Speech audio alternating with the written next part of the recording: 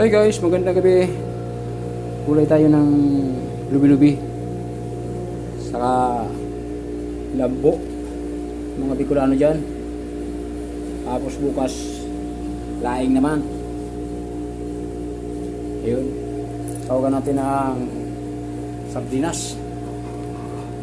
Ayun, haluin natin yung kunting lubi-lubi, parang saluyot, labong.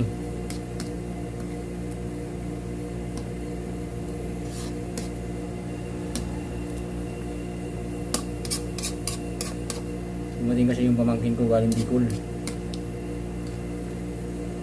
tatrabaho din sa Manila.